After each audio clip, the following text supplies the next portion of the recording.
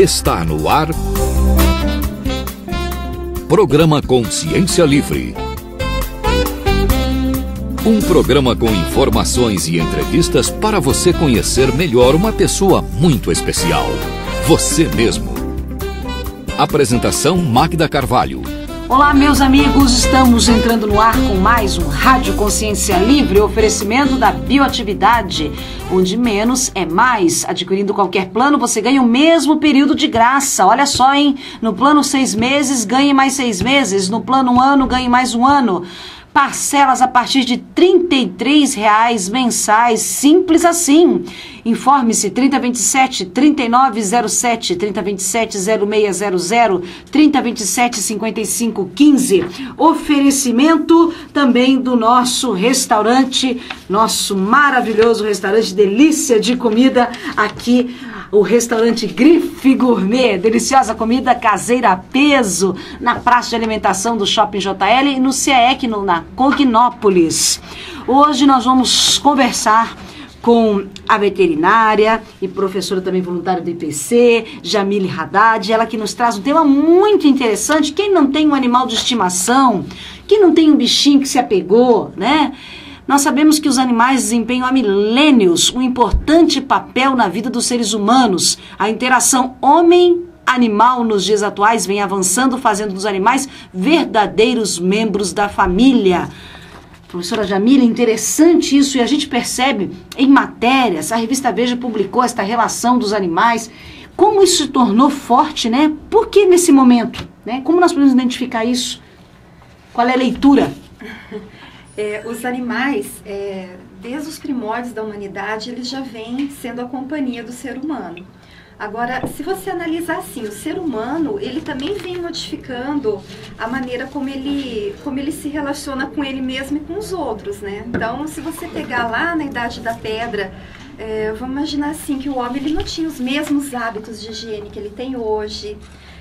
Não tinha tanto avanço, né, na medicina, não tinha avanço no bem-estar de um modo geral.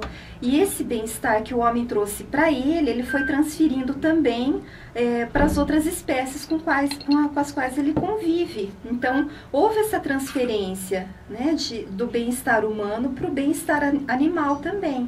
Então, assim, tomando uma analogia, assim, um exemplo de quando eu me formei em veterinária, que foi em 91. A gente tinha uma dificuldade muito grande para a pessoa entender assim, que se o animalzinho dela estivesse sofrendo, ela precisaria fazer alguns exames. A pessoa não queria gastar, ela falava de jeito nenhum que eu vou gastar dinheiro com o meu animal, ele vai morrer por ele mesmo. Ou senão a gente queria dar uma morte digna para o animal e as pessoas nem sabiam que existia esse termo, eutanásia. Então, elas falavam assim, imagina que eu vou fazer isso, meu vizinho dá um tiro na cabeça dele e está resolvido o problema. Hoje, a gente não vê mais isso acontecer, porque as pessoas já têm uma cultura melhor. As pessoas não querem elas sofrerem, também não querem que o animal sofra à toa. E elas estão cuidando muito mais dos seus animais, até substituindo a relação, né, homem-animal, por outras relações de afetividade. Isso acontece. Tá, mas isso é algo que a história também, ao longo desta visão da conscienciologia e processiologia, nós podemos explicar? Isso mais forte nessa atualidade? Isso está acontecendo mais forte hoje em dia, porque hoje em dia as pessoas são mais sozinhas. E elas são mais sozinhas porque a sociologia explica isso. É a civilidade, é a cidade grande, é a internet, é a opção da pessoa por ela mesma. Então, a solidão que a pessoa sente, então ela busca num animal de estimação uma transferência de um afeto, de uma companhia. Então, isso existe. Isso não é ruim, isso é bom. O ruim é quando a pessoa ela quer exercer a paternidade, a maternidade dela, né, com o animal. Porque o animal ele não foi feito para isso. O animal não foi feito para ser filho do ser humano. Ele foi feito para interagir com o ser humano, mas a gente tem que respeitar que ele é um animal e não um bebê. Porque o bebê, ele tem necessidades. E o animal tem um agravante, que às vezes ele fica pequeno a vida toda, mas ele não é um bebê a vida toda. Ele cresce, ele precisa, como animal, ele precisa também ter a maturidade dele, e às vezes o ser humano não deixa isso acontecer.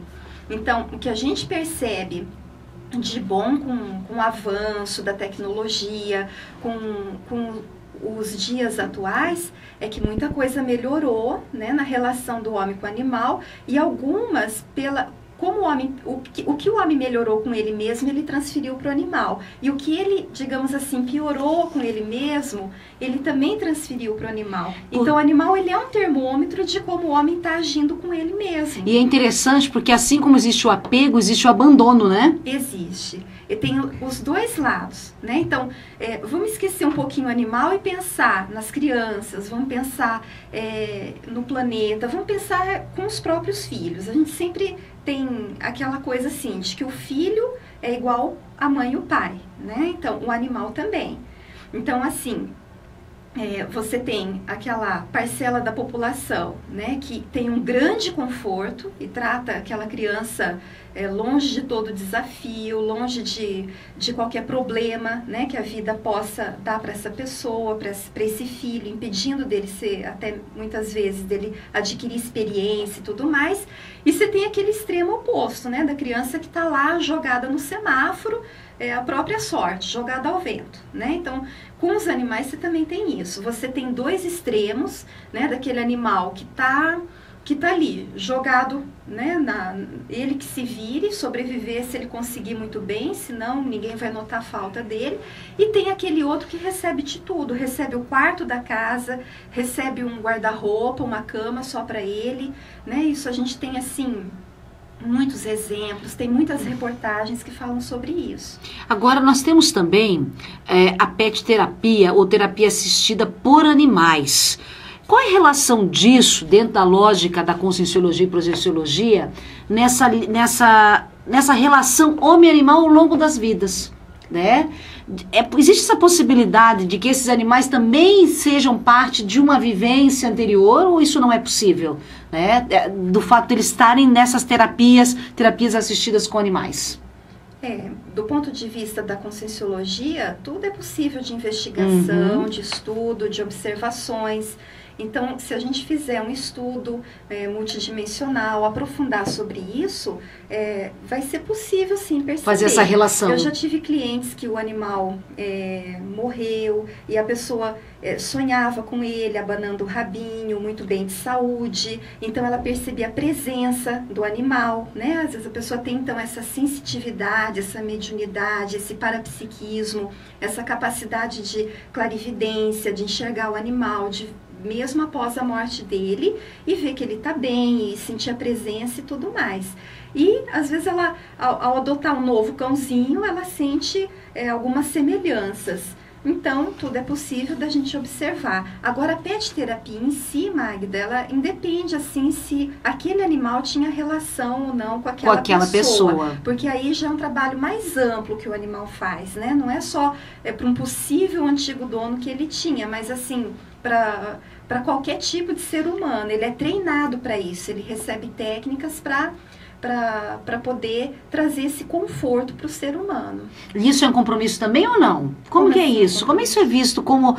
Nós temos nossos compromissos com os seres humanos, né? Como ser humanos, compromissos com a sociedade. Nós, como profissionais da área de comunicação, profissionais da área médica, profissionais da área de educação. O animal, existe isso também? Só para esclarecer o nosso ouvinte. Os animais, eles são divididos em várias categorias, né? Você tem animais de guarda, animais de companhia. Então, são raças que têm uma facilidade maior para exercer uma determinada função. Então, a gente observa que, por exemplo, o labrador é uma raça, assim como o golden, que ela é muito treinável. Ela aprende com facilidade a guiar cegos. Aí você tem, então, vários outros exemplos. E aí você tem, mesmo com um animal vira-lata, que não tem raça nenhuma, você tem o temperamento individual de cada um. E esse temperamento individual é que pode tornar ele como participar de um programa de pet terapia, porque aqueles animais muito dóceis, que preenchem os requisitos de uma pet terapia, eles podem ser incluídos. E não só o animal, mas o dono dele também pode ir. Também, importante isso. Nós vamos continuar com este tema da relação homem-animal, né, que é interessante até para você que tem um bichinho de estimação, saiba reconhecer aqui dentro das avaliações da professora Jamile Haddad como é que está se portando, né? Como é que você está se portando nessa relação homem-animal? Daqui a pouquinho, depois do nosso intervalo, nós voltamos com as informações da Rádio Consciência Livre. Já, já. Estamos apresentando Programa Consciência Livre, com Magda Carvalho.